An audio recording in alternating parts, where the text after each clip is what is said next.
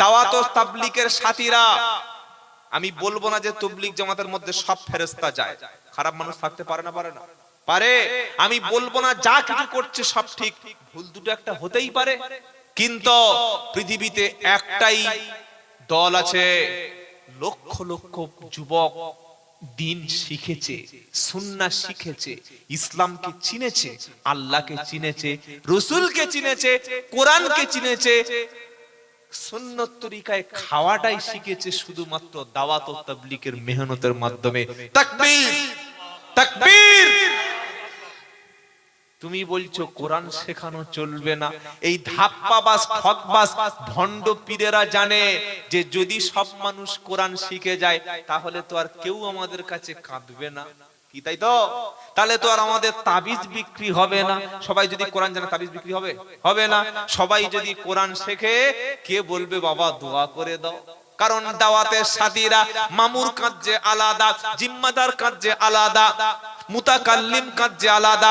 তাহাজ্জুদের সময় হলো সবাই আলাদা আলাদা কাঁদে, কেউ কারোর উপরে কান্নার দায়িত্ব জোরে বলো দেয় না।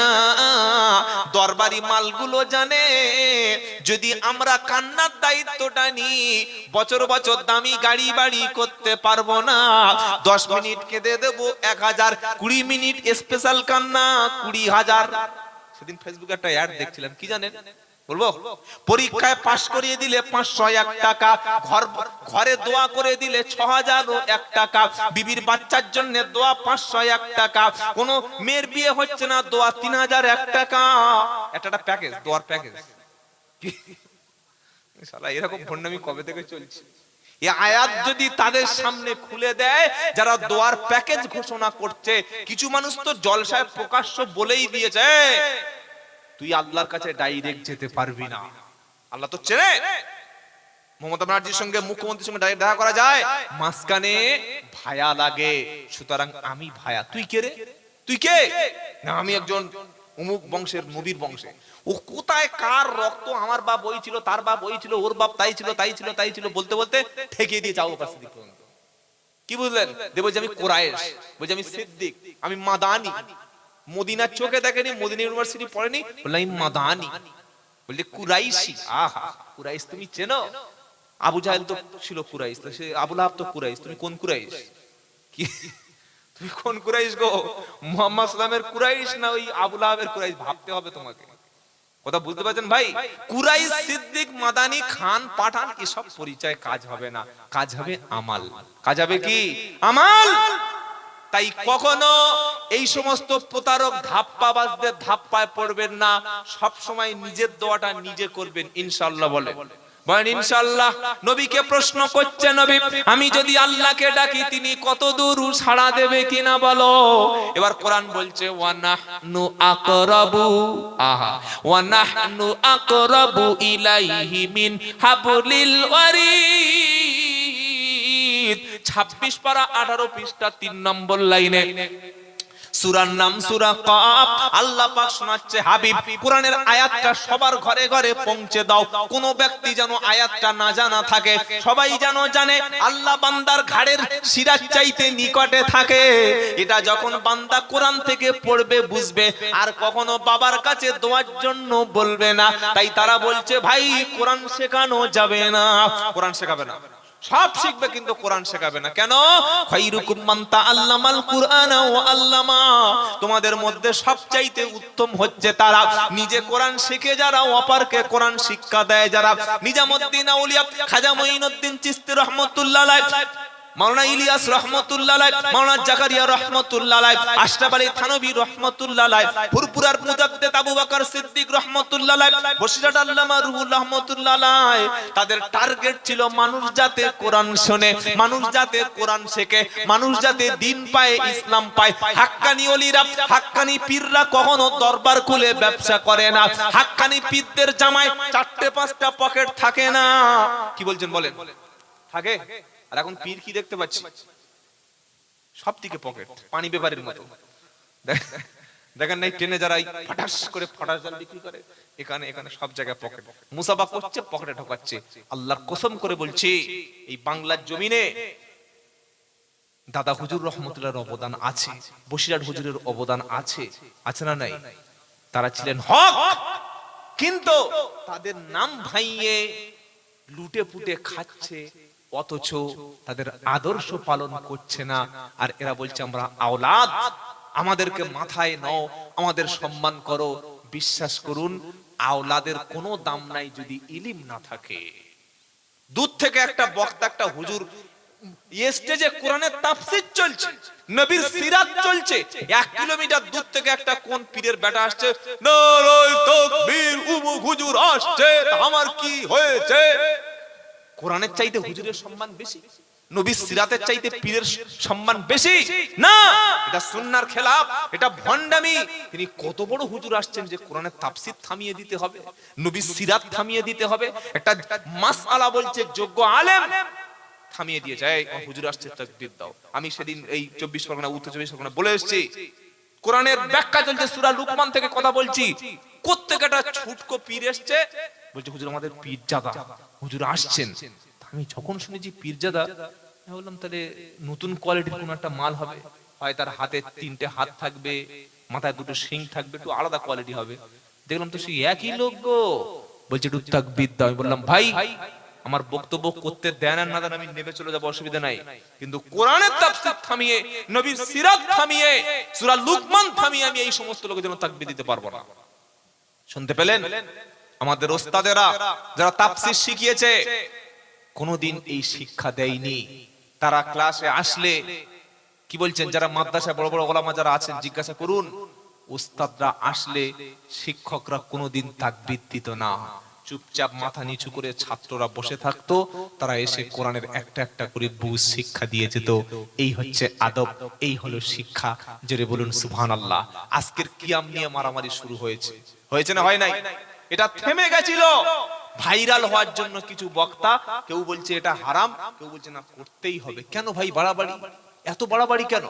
এটা ফরজ, ওয়াজিব, সুন্নাত, মুস্তাহাব কিচ্ছু নয়, কোন একটা ব্যক্তির পার্সোনাল আমল। পার্সোনাল আমল কোনদিন শরীয়তের দলিল হয়? তো তোর যদি ভালো লাগে তুই সারা রাত দাঁড়িয়ে দাঁড়িয়ে কিয়াম কর না ভাই, কে তোর বসতে বলেছে? সারা রাত দাঁড়া, সারা রাত 5 মিনিট করছিস কেন? আবার যার ভালো লাগবে না, দরকার নেই, শরীয়তের দলিল নাই, করব না। কিন্তু জলসার মাধ্যমে বক্তা একে অপরের কাদা ছোড়াছুড়ি করছে না, করে না? যে সময় মুসলিম নিধন চলছে ফিলিস্তিনে, 24 ঘন্টার মধ্যে 1500-2000 মায়েদের লাশ বার হচ্ছে, শিশুদের লাশ বার হচ্ছে, হসপিটালগুলো ধ্বংস, খাদ্য বন্ধ, পানি বন্ধ, চিকিৎসা বন্ধ। এই রকম সময় আমরা একটা শরীয়ত নয়, একটা কোন ব্যক্তির পার্সোনাল আমল, সেটা নিয়ে তুমি শরীয়ত বলে চালিয়ে দিয়ে, যে করছে সে বলছে আমি ঠিক করছি, দলিল আছে, যে করছে না সেও বলছে আমারও দলিল। এইগুলো কেন? এগুলো বলতেই দেবেন না জলসায়। এমন বক্তাকে ইনভাইট করবেন যিনি ঐক্যের কথা বলে, কোরআন সুন্নাহর কথা বলে, শিরক বিদআতের কথা বলে, মাজারের ভণ্ডামির বিরুদ্ধে কথা বলে, মাজারের যে সমস্ত গাঁজা খায়, আপনি চলুন অধিকাংশ মাজারগুলিতে বসে বসে গাঁজা খাচ্ছে। আমার সঙ্গে ঘুটিয়ারি শরীফ আমার বাড়ির পাশে চলুন, কাল সকালে দেখাবো যত ব্যক্তি মাজারে বসে আছে সব গোপলাল, কেউ নামাজ পড়ে না। কত বছর যে গোসল করেনি, গোসল করলে সেই মধ্যে হার্ট অ্যাটাক করে মারা যাবে। এত নাপাক, এত শরীরে দুর্গন্ধ, নামাজ পড়ে না বলে পীর, নামাজ পড়ে না বলছে আমাদের কলবে কলবে জিকির হয়। কিরকম? ফজরের সময় কি হলো বললে দিল সাফ হচ্ছে। ওই সাহাবারা এরকম দিল সাফ করেছে নাকি? হ্যাঁ, আবু বকর সিদ্দিক রাম চিৎকার মেরে হল হল হল হল করেছে। কেনই ভণ্ডামি শিখছেন? সবচাইতে বড় জিকির কোরআন, আরেকটা জিকির নামাজ, আরেকটা জিকির হচ্ছে দোয়া, আরেকটা জিকির সুবহানাল্লাহ। নামাজ পড়ে না তার জিকিরই নাই, কোরআন পড়ে না তার কাছে কিসের জিকির রে ভাই? সকলে বলুন নামাজ পড়বো ইনশাআল্লাহ বলেন, কোরআন শিখবো, কোনদিন মাজারে যাব না ইনশাআল্লাহ বলেন। তওবা করুন জীবনে কখনো, যত অসুস্থ হোক, যত বিপদ হোক, যত আল্লাহ পক্ষ থেকে পরীক্ষা আসুক, জীবনে কোনদিন মাজারে চাদর, আগরবাতি, টাকা পয়সা, মোমবাতি যাব না, মাজারে একটা পয়সাই দেব না। আজ থেকে সবাই মসজিদমুখী হব, মাজারমুখী না হয় মসজিদমুখী হব। কারা কারা রাজি আছেন দুহাত তুলুন, তাকবীর। ইনশাআল্লাহ আজকের মাজারগুলো ব্যবসা চলছে, মসজিদ মাজারের পাশেই মসজিদ, ঘটিয়ারি আপনি চলুন আমার সঙ্গে, আমি আব্দুল্লাহ জুবায়ের বলছি, ঘটিয়ারি মসজিদ আছে মাজারের পাশে, মসজিদে নামাজ পড়ার লোক নাই, আর মেয়েরা মাজারে ঘোরাঘুরি খাচ্ছে। ছি ছি ছি, আল্লাহর ওলির কবরের উপর তুমি এটা করতে পারলে? মেয়েরা পেটের কাপড় সরিয়ে কবরের উপরে ঝাঁপ দিচ্ছে, কেন? বললে আমার পেটে বাচ্চা নাই, 3 বছর, কবরে শুলে বাচ্চা দেবে। তাহলে তুই যে বাচ্চাটা দিচ্ছি পেলে কোত্থেকে? স্বামীর কাছে নাকি থাকলে বাচ্চা হয়, বিজ্ঞান সম্মত। আর এই ভণ্ডগুলো বলছে মাজারে মাথা ঠোক বাচ্চা হবে। বাচ্চা দেওয়ার ক্ষমতা আল্লাহ ছাড়া পৃথিবীতে কারো নাই। মাজারে গেলে বাচ্চা হয় অবৈজ্ঞানিক, শিরক। বাচ্চা স্বামীর কাছেই থাকলে হয়, মাজারে বাবার কাছে থাকলে বাচ্চা হয় না। আল্লাহ আমাদের মায়েদের ঈমান সাফ করুক, বলুন আমিন। আল্লাহ পাক তাই বলছে লা তাকুদুহু সিনাতু ওয়ালা নাউম। ভাই 12টা বেজে গেছে, আর আলোচনা করব না বেশি, যত কিছু শুনেছি আমরা আমল করব, বলুন ইনশাআল্লাহ। 4-5টা বিষয়ের উপরে কথা বললাম।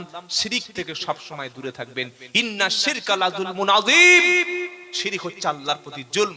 নবীজি বললেন কিয়ামতের দিন কোন বান্দার আমলনামায় যদি শিরক না থাকে, আল্লাহর সঙ্গে অন্য কাউকে যদি সমকক্ষ না মনে করে, মাজারে চাদর মান্নত, মাজারে নাজ নিয়ামত দেওয়া, সেখানে সেজদা দেওয়া, এই সমস্ত কাজ যদি না করে, আল্লাহ ছাড়া গায়রুল্লাহর নামে যদি কসম না করে, সেই ব্যক্তি যদি পাহাড় পরিমাণ পাপ নিয়ে আল্লাহর সামনে যায়, নবীজি বললেন আল্লাহ আরশ পরিমাণ রহমত দিয়ে জান্নাতে দিয়ে দেবে।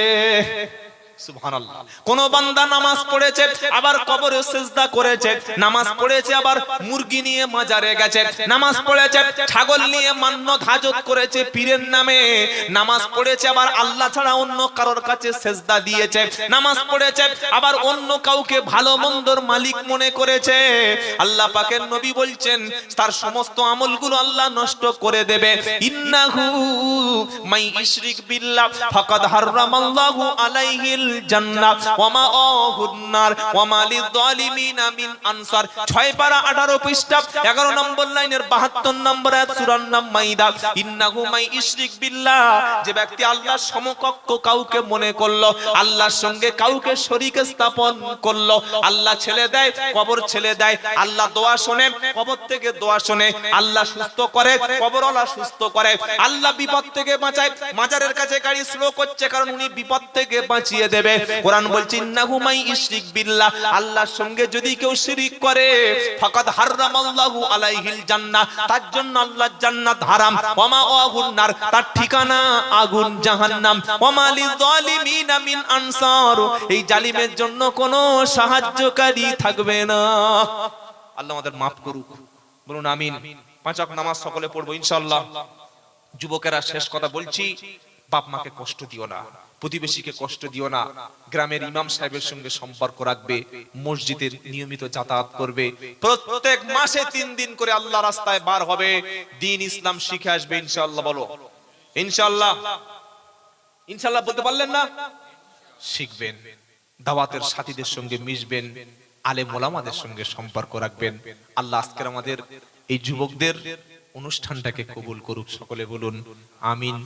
এতক্ষণ যে রাসূলের কথা শুনলাম, সেই প্রিয় রাসূলের উপরে একবার দরুদ ও সালাম পড়ুন। আল্লাহুম্মা সাল্লি আলা মুহাম্মাদ ওয়া আলা আলি মুহাম্মাদ কামা সাল্লাইতা আলা ইব্রাহিম ওয়া আলা আলি ইব্রাহিম ইন্নাকা হামিদুম মাজিদ। আল্লাহুম্মা বারিক আলা মুহাম্মাদ ওয়া আলা আলি মুহাম্মাদ কামা বারাকতা আলা ইব্রাহিম ওয়া আলা আলি ইব্রাহিম ইন্নাকা হামিদুম মাজিদ।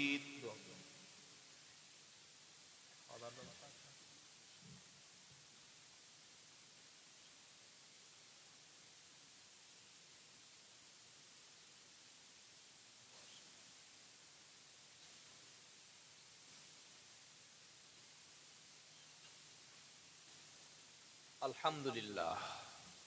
ভাই এতক্ষণ যে কথা বললাম, যারা ব্যথা পেয়েছেন ক্ষমা করে দেবেন ইনশাআল্লাহ। বলে অনেক জায়গায় বক্তব্য করে চলে গেলে লোক গালাগালি করে, গালাগালি নবীর বিরুদ্ধে অনেক করতেন, ওলামাদের বিরুদ্ধে অনেকে গালাগালি করে। আমি তো সামান্য 2 পয়সার লোক, যেটা হক সেটা মেনে নেব ইনশাআল্লাহ। কমিটির ভাইরা আপনারা কোথায় গেলেন? খাবারটা যেটা তাবারক আছে রেডি করুন, এখন দোয়া হবে, দোয়ার সঙ্গে সঙ্গেই আপনাদের জন্য যে খাবারের ব্যবস্থা করেছে সেটা দিয়ে দেবে। আমরা প্রত্যেকে ফজরের নামাজ আদায় করব ইনশাআল্লাহ। বলেন ভাই খাবারটা তৈরি করুন। একটা দুটো কথা তার আগে বলি, যারা মায়েরা এসেছেন, মায়েদের খেদমতে শেষ যে কথাগুলো বলবো, স্বামীর সঙ্গে কখনো খারাপ আচরণ করবেন না।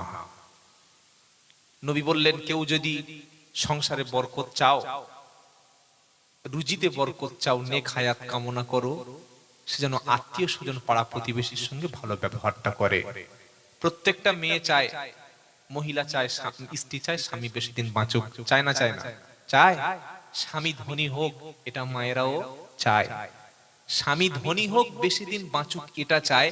কিন্তু স্বামী তার ভাইদের বোনদের আত্মীয় স্বজনকে দিক, এটা আর মেয়েরা চায় না। অথচ এইটার মধ্যে তার সংসারের বরকত, তার নেক হায়াত, তার সমস্ত দুর্ঘটনার হাত থেকে বাঁচা আল্লাহ ব্যবস্থা করেছে। সুবহানাল্লাহ। নবী বললেন, চারটি কাজ যদি কোনো মহিলা করে, ইজা সাল্লাত খামসাহা ওয়া সামাত শারাহা। প্রথম কাজটা কি? মেয়েদের জান্নাতে যাওয়া পুরুষের চাইতে অনেক সহজ। নাম্বার 1, 5 ওয়াক্ত ফরজ নামাজ। যত কাজ থাক, মা যারা এসেছেন, আজান হয়ে গেলে সঙ্গে সঙ্গে যদি খুব ব্যস্ততা থাকেন, অন্তত ফরজ নামাজটুকুই আদায় করে নেবেন। নাম্বার 2, আল্লাহর নবী বললেন, মেয়েদের জান্নাতে যাওয়ার জন্য রমজানের রোজা। শরীর পবিত্র থাকলে, শরীর যদি ওই সময় নাপাক থাকে, পরবর্তীকালে রোজাগুলো আদায় করে দিতে হবে। নাম্বার 3, আল্লাহর নবী ইসলাম বললেন, স্বামীর খেদমত তোমরা করো। খেদমত বলতে স্বামীর অবর্তমানে তার ঘরের সমস্ত আসবাবপত্র, সন্তানের দায় দায়িত্ব, নিজের সতীত্ব সম্ভ্রমকে হেফাজত করো। ওই নারী তো জান্নাতি, যে নারী কোনো পরপুরুষের মুখের দিকে তাকায়নি, আর পরপুরুষকে নিজের মুখ স্বামী ছাড়া কাউকে দেখতে দেয়নি। স্বামী বাড়িতে নাই, আপনি ঘরের মধ্যেই থাকুন। যতক্ষণ সময় থাকবেন, সুবহানাল্লাহ জিকির, কোরআন তেলাওয়াত, কোন তাসবিহ পড়ুন, নিজের সন্তানদের শিক্ষার ব্যবস্থাটা করুন। স্বামী বাড়িতে নাই, পাড়ায় বার হয়েছে, মেয়েদের সঙ্গে গল্প করছে, এরকম ঘুরঘুরে কোম্পানির মহিলা থাকলে আপনার বাড়িতে বসতে দেবেন না। ঘুরঘুরে কোম্পানির মহিলা বোঝেন? স্বামী বাড়ি চলে গেছে, ওই 2-4টে ঘুরঘুরে মেয়ে আছে, বাড়িতে এসে সংসার নষ্ট করে। এসে বলছে, তোর স্বামী এত টাকা ইনকাম করে, আপনাদের কানে কানে বলছি, তোর স্বামী এত টাকা ইনকাম করে, সব তো নিজের জন্য করছে, তোর কিছু দিয়েছে? কই না তো। ভালোবাসে না, তোর ভবিষ্যৎ চায় না রে। আমার বিবির কাছে কানে কানে বলছে। আমি বাড়ি গেছি, বলে দিয়েছি, বললাম কাল থেকে খবরদার তুমি ওর সঙ্গে কথা হারাম করে বলবে না। কথা কেন? ওই তোমার সংসারটা নষ্ট করবে। আমার ওয়াইফের কাছে এসে কানে কানে বলছে যে মালটা এত টাকা পায়, তোর নামে কিছু করেছে? ভাই মাদ্রাসা মসজিদ আরো তো বিভিন্ন খরচ আছে, তা আমি কি করে দেবো? বলছে এরকম কথা বলছে।